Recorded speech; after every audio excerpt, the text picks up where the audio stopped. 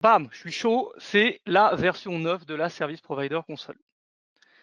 D'accord. Donc, Better Support alors là, les slides, vous n'êtes pas prêts, c'est des slides, c'est pas moi qui les ai fait, on est sur du bullet points, niveau maximum. Je répète juste, on est déjà passé, pour ceux qui sont au fond de la classe qui n'écoutent rien, on est passé sur la Service Provider Console version 9, d'accord? La version 9. Elle sortira en même temps que la V13, donc advienne que pourra, peut-être cette année. Product feature. La possibilité de faire tourner la Service Provider Console sans Cloud Connect. Pourquoi? Eh bien, tout simplement parce que dans certains scénarios d'infrastructures hébergées, il n'y a pas besoin de faire du VCC parce qu'on n'a pas besoin de Cloud Gateway, c'est de l'overkill. Et du coup, en fait, Cloud Connect sera traité comme une ressource. Donc, vous inquiétez pas, la transition elle sera smooth, vous en foutez. Mais si jamais vous avez une VSPC que pour faire du management de licence, que c'est juste pour faire du backup d'M365 en SaaS, voilà, que c'est des scénarios hostés, que vous n'avez pas d'externalisation de sauvegarde client, eh ben, vous n'aurez pas besoin d'avoir un Cloud Connect de configurer. À quoi ça ressemble? J'ai fait des captures d'écran depuis des vidéos, ok, de formation, donc c'est flou, mais c'est tout ce que j'ai. Et c'est tout ce que vous aurez. C'est dégueulasse. C'est Bon, c'est pas grave. c'est dégueulasse, mais c'est tout ce que vous aurez. Du coup, il y a une partie plugin avec écrit plugin Cloud Connect, ça devient une ressource. Et quand vous cliquez sur plugin Cloud Connect, vous retrouvez tout ce que vous avez l'habitude de faire, les serveurs Cloud Connect, les ressources assignées avec les tenants, les serveurs VCC assignés, les quotas, les statuts, voilà, les trucs comme d'habitude, l'onglet reseller. C'est juste que toute la partie Cloud Connect qui était centralisée en compagnie, c'est migré dans un plugin pour être un truc à part. Voilà, deuxième chose, et je peux vous dire, à la vitesse à laquelle je vais dans les slides, on a fini dans 10 minutes. Deuxième chose. Bon, et ouais, t'as 10 minutes, ouais. T'as 10 minutes devant toi, donc c'est bon. Non, la pause, elle va être décalée, t'inquiète pas. Allez, Donc, vas-y. deuxième chose, la possibilité d'avoir du role-based access control sur la partie hosted scénario. Donc, on améliore encore la partie hosting. Donc, si votre VSPC, elle sert à se connecter à votre infra IaaS, elle se connecte à votre infra M365 ou fait du cloud public, vous avez la possibilité de faire du role-based access control. Donc, ça veut dire que le provider va pouvoir définir des différents types de droits et il y a une nouvelle section qui s'appelle permission.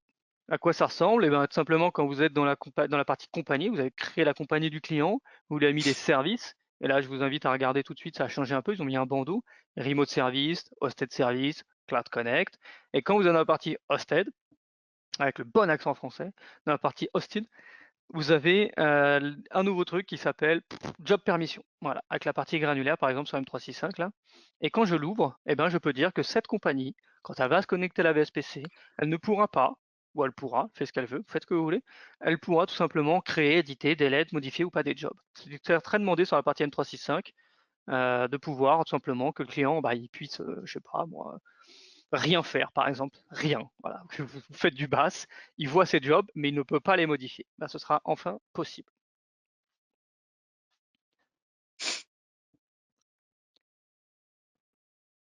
Je veux entendre des ouais dans le chat, mais il y a personne. Il y a personne. Vous êtes tous, je sais pas ce qui se passe. Parce que c'était demandé ça quand même. Voilà, merci Philippe, parce que je sais que c'est demandé. Ouais. Ouais, merci. Ah, c'est cool de ouf. Ah oui, Ah, c'est cool. Franchement, la V9, il y a des trucs sympas. Et c'est pas fini. C'est pas fini, parce que je garde le encore mieux après, quoi. C'est il y a le une bonheur question en barre. intéressante. Il y a une question intéressante. Est-ce que les plugins Herman SQL remonteront dans la VSPC? T'as cette info, toi? J'ai pas cette info. Moi non J'ai pas plus, cette mais info. je pense Normalement, pas. la VSPC est censée remonter un max de trucs des VBR. Est-ce qu'ils ont rajouté du coup le support de nouveaux workloads? Bonne question. On peut poser la question. Posons. Posons la question. Donc la VSPC V9, pas de changement d'architecture, hein. Toujours un SQL Server, toujours une VSPC, juste plus de Connect, mais voilà, toujours un SQL Server pour l'instant. Oui, il y aura une migration Postgre plus tard, oui, peut-être qu'on passera sur Linux, blablabla, blablabla, c'est pas le cas pour l'instant. Non, elle n'est pas sortie la V9. Non, pas de refonte par rapport à la V8. De toute façon, il y a toujours un système. Alors attention, on est en 8.1 aujourd'hui. Je vous le dis juste parce que vous allez avoir une question très très méchante sur le caout. on est en 8 points. Et donc la version 9, non, n'est pas encore sortie. Et il n'y a pas de, au niveau de l'API, généralement, on est toujours sur un modèle où c'est d'abord déprécié avant que dans la prochaine version, ce soit supprimé. Tu regardes la 8 points, tu regardes ce qui est déprécié, peut-être que dans la V9, du coup, ça disparaîtra. Mais en tout cas, tu n'auras jamais des trucs qui sont pas dépréciés aujourd'hui, qui disparaissent du jour au lendemain. Ouais, Philippe, t'es en roue libre, t'es en train de nous envoyer un gif, quoi. Il va nous coller le lien d'un gif. Même pas je l'ouvre ton Jiffy, là. C'est mort. Même-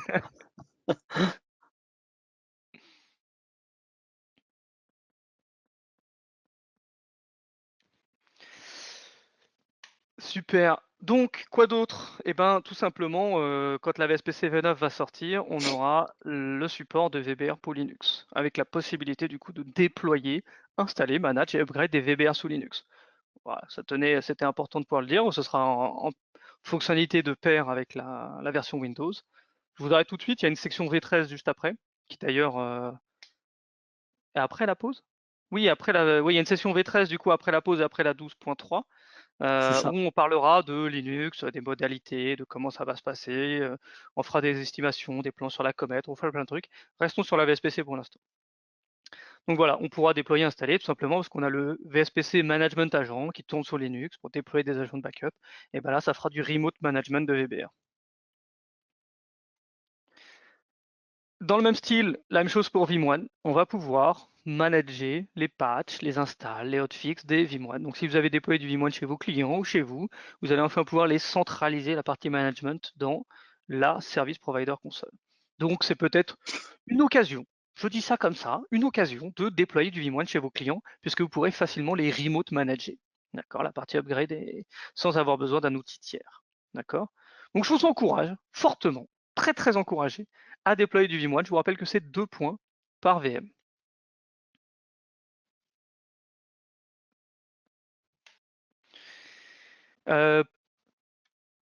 Petit point juste, réponse dans le chat. VBR et VSPC en OVA. Alors VSPC, toujours une install, toujours Windows, toujours un ISO, pas de changement. VBR, on en parlera plus tard. Si vous avez plusieurs VBR et que vous devez les gérer, si c'est un client final, la question peut se poser sur la partie, en fonction de ce qu'il veut faire, si c'est un Enterprise Manager ou une VSPC. Je suis d'accord, les deux commencent à avoir des similitudes, mais pour l'instant, la VSPC n'a pas la partie backup restore, quoi que tu me diras en V9. Ouais, je vais finir mes explications, puis ce sera encore plus confus sur quand est-ce que je mets un VEM, quand est-ce que je mets une VSPC, d'accord?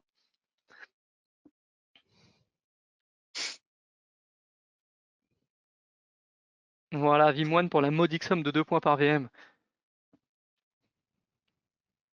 C'est trop cher pour certaines personnes, visiblement. Eh ben, contactez votre commercial, qu'est-ce que je voulais que je vous dise, moi? Consommez plus de Vim, les prix au point diminuent, bam, contactez vos commerciaux. Et du coup, ça ressemble à ça, vous savez très bien, vous pouvez choisir de download l'ISO, comme pour VBR, vous le déployez, l'ISO, install, update, patch, donc ça vous permet de manager des Vim1 qui sont déployés chez les clients. Je vous encourage à le faire. Support des VDP Product, alors là, pas de nouveauté, mais en gros, dès qu'il y aura la VSPC, elle est faite pour continuer à vivre, hein, dès qu'il y aura des nouvelles versions de différents agents public cloud M365, tout sera secure, tout sera mis à jour, tout sera toujours parfaitement géré.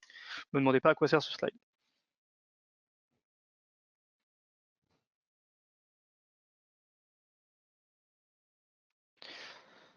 Excuse-moi, je lisais le chat en même temps. Donc, nous avons une grosse nouveauté. Là, au moins, là, c'est encore... Là, on arrive niveau supérieur, d'accord? Attachez votre ceinture. Vous êtes prêts? Attachez à votre ceinture. On peut proxification de la partie de la VSPC pour proxifier les API de VBR. Donc, même plus d'ailleurs, mais les managers de produits qui a écrit, à minima VBR et les autres.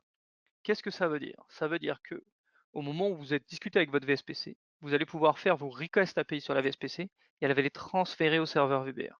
Ça vous évitera d'avoir à connecter chacun des VBR indépendamment avec des REST API, du PowerShell, des trucs chelous. Toute l'industrialisation et l'automatisation des VBR distants peut se faire grâce à notre magnifique Service Provider Console. Comment? Là, haha, il faut que la te connecte. Je vous ai dit qu'on n'avait pas besoin tout à l'heure, mais pour ça, on en a besoin. Surprise! puisqu'il y a toujours la partie management agent, discussion, tunnel, blablabla. Là, vous avez toujours, si vous avez besoin de scénarios comme ça, besoin de Cloud Connect, d'accord? Et donc, c'est Cloud Connect, c'est le token qui va être généré, blablabla, on s'en fout. C'est mieux comme ça en schéma. Vous avez, vous en tant qu'user, vous faites votre REST, vous authentifiez, vous faites votre REST sur la Service Provider Console. Ça crée une session auprès du management agent, qui, elle, le management agent peut discuter avec les différents produits sur lesquels c'est déployé. VBR, VBO, Vim1, et ça remonte du coup à la VSPC sur lequel vous pouvez faire vos API. Exemple assez concret, très simple, au lieu d'aller accéder directement à chacun des VBR et de faire des calls API sur chacun des VBR, point local, avec un VPN, et donc autant vous dire, vous ne faites pas, et bien là, vous allez pouvoir interagir directement près de la VSPC avec une proxy session, récupérer l'ID et directement poser vos questions à la VSPC.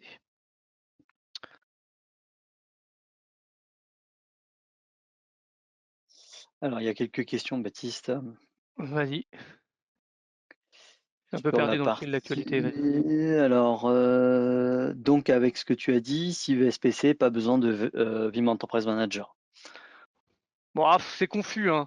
On va dire que la VSPC, c'est toujours pour les providers déjà de base. Au pire, c'est pour les enterprises. Mais la partie restauration, il n'y a pas de self-service restore. Bon, VEM est pas mort, mais il y a encore des use cases, mais c'est compliqué. On en parlera un jour. Est-ce que la VSPC V9 supportera les VBR 12? Pour Oui. moi, oui. Qui peut le plus, peut le moins. Toujours un niveau de version inférieur, d'accord? Et c'est très simple, si votre VBR est toujours ce support, votre version de VBR est toujours ce support, et là je vous invite à taper sur Google Vim Lifecycle Policy, vous allez arriver, vous allez voir toutes les versions de support supportées. Dès qu'il y a une version qui sort de la matrice, elle n'est plus supportée par la VSPC. C'est aussi simple que ça. Donc les VBO V7, je vous vois là, qui finissent en juin, le support de la VBO V7 finit en juin, sera plus supporté dans la VSPC par exemple. Principal frein à Vim1, c'est un vrai SQL. Oui, bah c'est de la BI, hein. Après, bon, ça dépend de la taille de l'infrastructure, quoi. Et en V13, non, ça sera pas résolu parce que ça va Postgre plus SQL. Il faudra peut-être attendre la V13.1 ou la V14. On va être dans un cycle un peu bizarre avec Vim1 où il a besoin des deux bases avant de pouvoir faire une migration complète sur Postgre. VEM toujours mandatory pour loss protection? Oui. Oui. Boren qui a dit LOL. Voilà, LOL également, Boren. Pourra-t-on faire faire des des rapports rapports? Ouais, pardon. Vas-y, continue. On pourra faire des rapports Vim1 sur les workloads protégés par les VBR qui remontent dans la VSPC.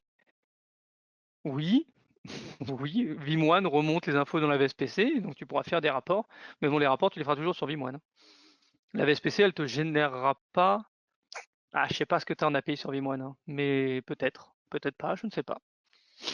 On testera quand ce sera récent. On va pouvoir aller chercher de la conso sur nos rapports Vim pour VCD directement depuis la VSPC. Alors, aujourd'hui, la VSPC a déjà toute la partie VCD, il y a déjà une intégration entre Service Provider Console, Hosted Scenario, VCD. Donc là, pour l'instant, il y a déjà tout ce qu'il faut pour remonter des infos dans la VSPC de vos usages vCloud Director. Ça fonctionne même si WinRM et Remote Disk Disable. Aucune idée, on n'en est pas à ce stade-là du tout, j'ai que des slides aujourd'hui, Erwan. Steve qui utilise VCD avec un Self-Service Portal. Alors, il n'est pas basique, déjà, le Self-Service Portal de l'Enterprise Manager, parce que le Self-Service Portal de l'Enterprise Manager pour VCD, il y a toujours toute la partie plugin spécifique avec gestion de VCD, et ça n'a pas prévu de bouger encore. Donc, ta VSPC ne peut pas manager les licences. Ok, je vois ton souci. Donc, il faut juste que ton Enterprise Manager ne soit pas serveur de licence, qu'il y a une clé de registre pour éviter que l'Enterprise Manager soit serveur de licence et que ce soit ta Service Provider Console. C'est tout. Ça te permettra de résoudre ton problème. Et donc, tu contactes Lolo ou moi et on te retrouvera la clé. VEM en V13, toujours là. Hein, pas de sujet à ce sujet-là. Est-ce que VDC, Martin, tu lags? Martin, tu es en lag de fou. La VDC pour M365 est accessible via API. Non. T'as 20 minutes de lag Non. par contre, je te le dis, je sais pas si c'est en différé, c'est sur une autre time zone. Du coup, mais non, il n'y a pas encore d'API, mais il y en a en bêta, je crois, mais voilà, c'est en train d'arriver sur VDC, mais il n'y en a pas encore pour l'instant. Est-ce que VEM devra toujours être installé sous Windows avec un VBR sous Linux? Je t'invite à attendre la V13, mais normalement, VEM passe en V13 et donc passe aussi sous Linux. Voilà. Il y a un Enterprise Manager en V13 sous Linux. Ok, donc déjà, quand même, proxying d'API, on est content, on est chaud, on dit waouh, trop bien, je peux faire enfin des trucs stylés de dingue avec tous mes VBR déployés chez mes clients, tac tac, configuration, reporting, change, waouh. Et ben mieux, on peut aussi proxyer en V13, proxyifier l'interface du VBR. D'accord, donc la VSPC, enfin, il y a un gros bouton avec écrit Open Remote UI. Voilà, tout simplement. Et ça vous permettra d'avoir l'interface, il faut attendre la V13 avec la GUI HTML5, mais ça vous permettra directement depuis la VSPC de pouvoir tout piloter du VBR distant.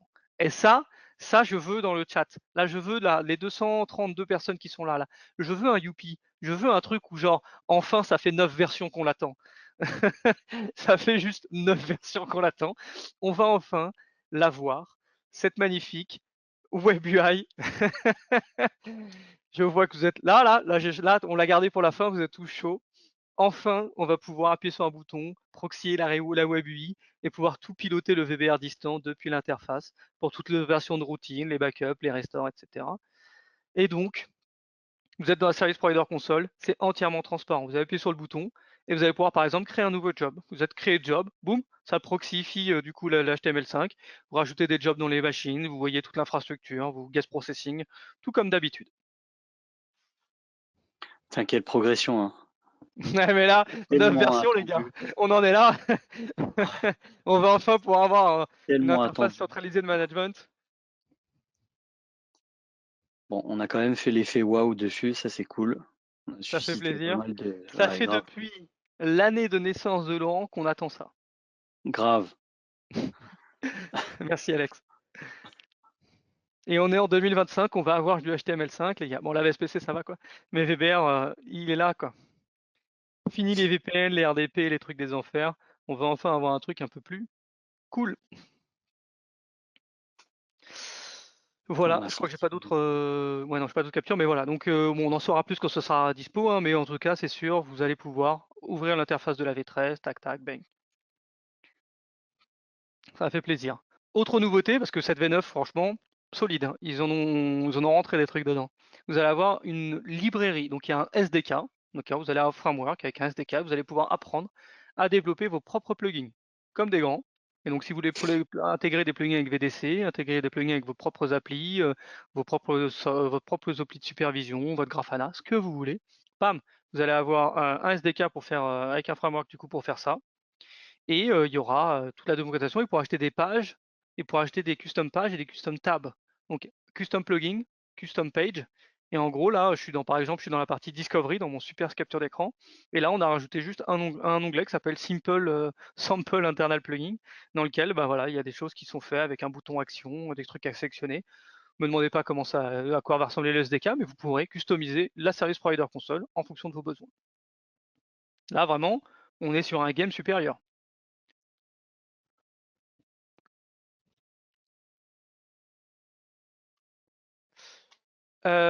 Changement d'interface, elle va, ça vous en foutez, mais en gros, elle va respecter tous les standards de toutes les UI qu'on a l'habitude de faire. Maintenant, elles vont tous se ressembler les UI, vous allez être moins perdus. Et tada! La Service Provider Console va ressembler à ça. Vous aurez du coup ce nouveau look and feel qu'on va retrouver également en V13, avec la partie overview, des drop-downs différents, des full screen, enfin voilà, ça va être... c'est beau. Exactement, c'est tout beau. Bon, voilà, la V13 va ressembler à peu près à ça aussi. Et c'est le nouveau look and feel un peu normalisé entre tous les produits. Ouais, ce qui est bien dans tout ça, c'est effectivement la refonte un peu de cette interface, mais derrière, ce qui va susciter beaucoup l'intention de nos participants, c'est ce fameux dark mode.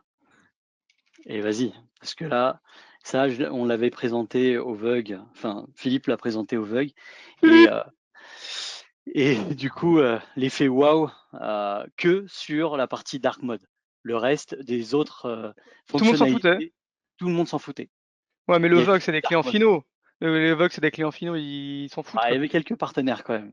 Mais bon, Ouais. Bah là, non, mais voilà, bon, enfin, un dark mode.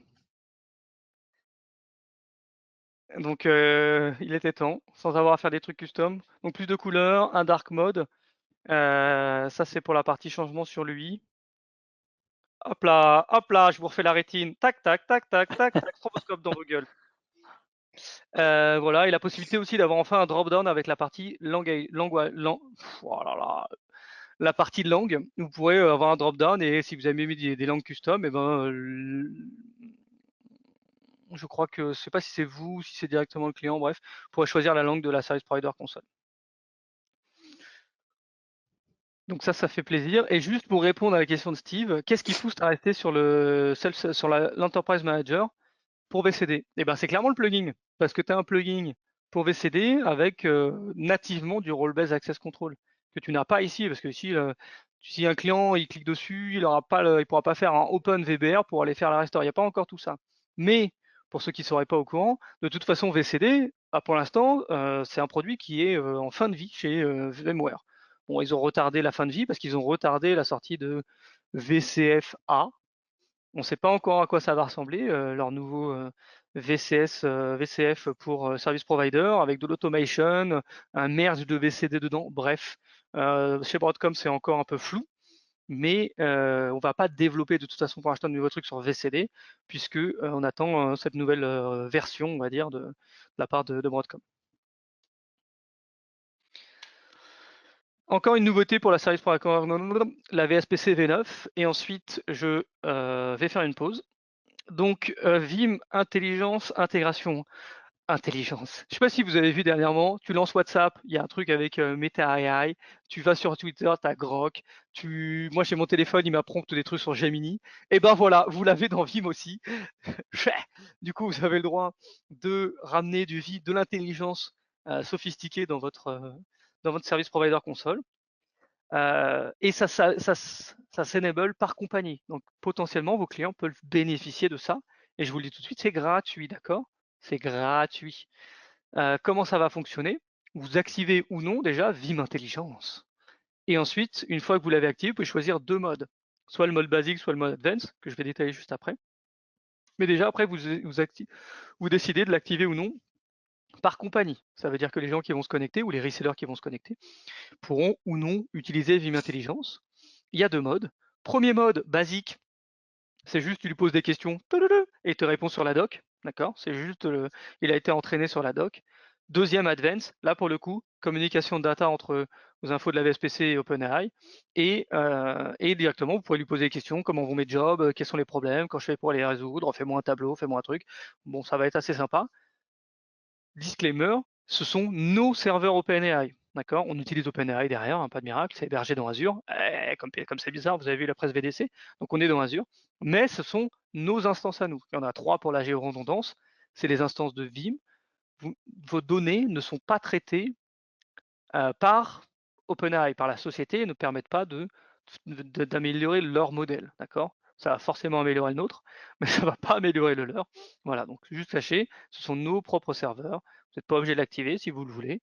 Vous pouvez l'activer. C'est notre serveur OpenAI pour pouvoir ensuite poser des questions. Vos clients pourront poser des questions, vos resellers pourront poser des questions, et vous arrêterez de leur parler et vous aurez moins de trucs à gérer. 30 questions max par tranche de 24 heures.